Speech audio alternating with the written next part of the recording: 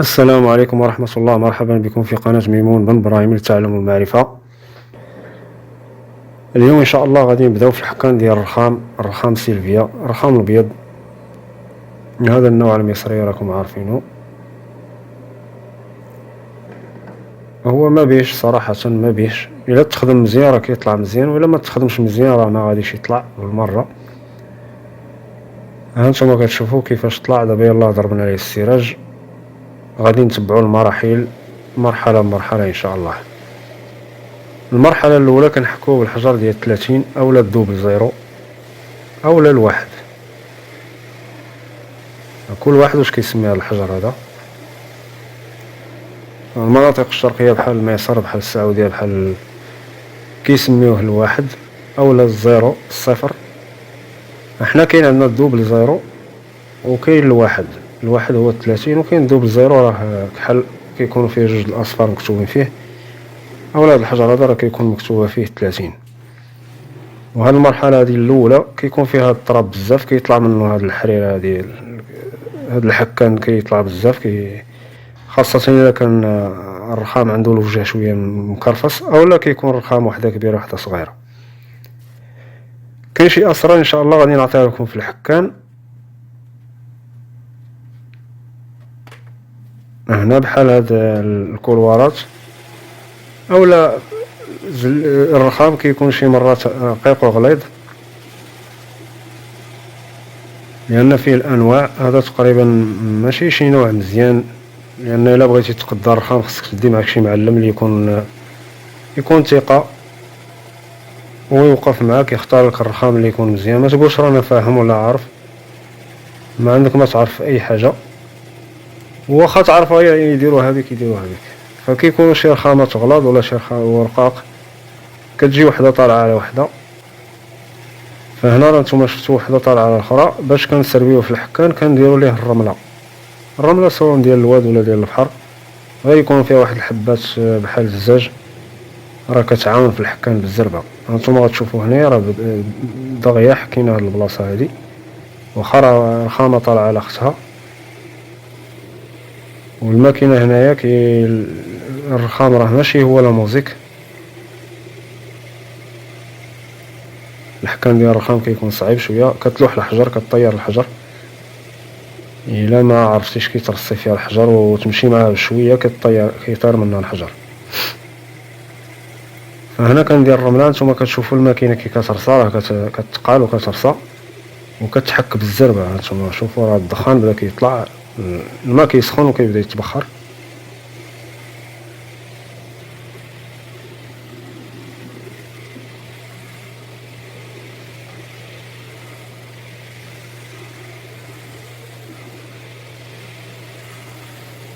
الرخام ديال سيلفيا من الانواع ديال الرخام ما بيهاش صراحة، ما بيهاش الا تخدم مزيان.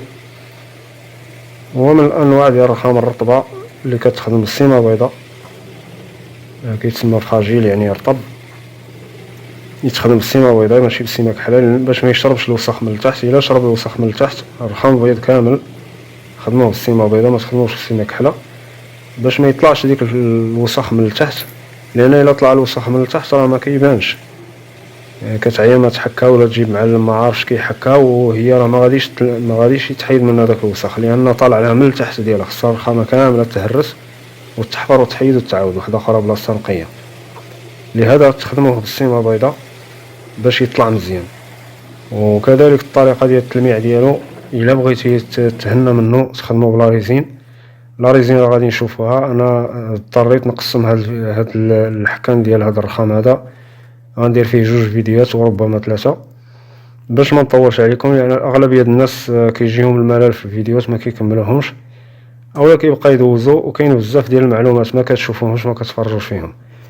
دابا كملنا الحكان ديال 30، غادي ندوزو للحكه الثانيه اللي هي الحجر ديال 60 اولا الجوج.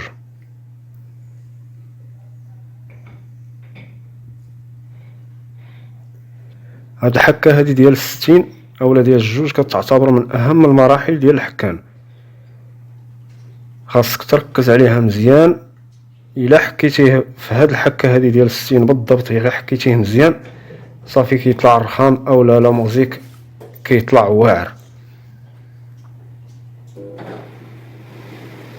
وكما قلت لكم الماكينه صعيبه بالخصوص واش كتكون عاد ركبتي لها الحجر. دابا هنا راه شفتوها راه طيرات الحجره، شي مرات راه كتلوح الحجر كامل.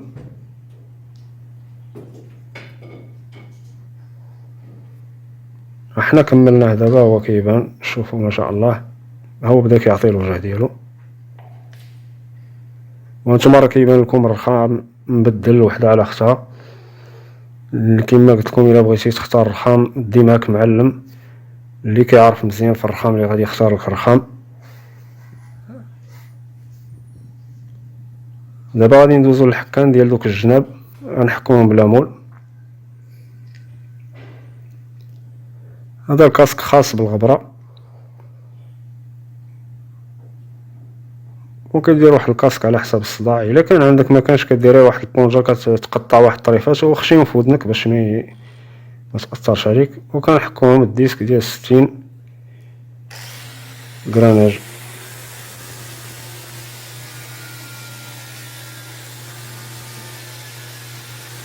وكنحاولوا نحكوها حتى توصل للحيط باش ملي تركب البلينطا ما تبقاش واحد الحاشيه من سواء في الحيطه ولا الرخامه اولا ديك السيمه اللي كتكون على الجناب حتى هي نحكوها نحيدوها باش ملي نجيو نركبوا البلينطا ما تحبسنا حتى شي حاجه. وكنعاودوها بال120 مباشره، لان كما قلت لكم دابا غادي نديروا ليه لا ريزين. كاين اللي ما غايديرش لا ريزين، ولكن من الاحسن دير لا ريزين، لان لا ريزين كتطلع الرخام كتهنى منه، كيطلع زوين كيلمع وكيتسدو دوك الشقوق اللي كما قلت لكم هو راه فخاجي رطب فيه واحد التشققات وفيه تقابي بزاف. ضروري خصك تسدهم. باش غادي تسدهم من الافضل تسدهم بلا ريزين اولا دير لهم كولا. الا ما قديتيش على لا ريزين دير كولا سيمه بيضاء وهرسها شويه بلا تانت الكريم وسد بها دوك التقابي يكونوا في نفس اللون ديال الرخام. لا ريزين كيدار اما في الاول، هذا القنت كنحكو بلا مول كبيره وكنعاودو بلا مول صغيره باش داك القنيه يدخل مزيان. هذيك الرخامه جربها بحال هكذا، وإلا كنتي حرايفي مولف راك عارف اش كدير.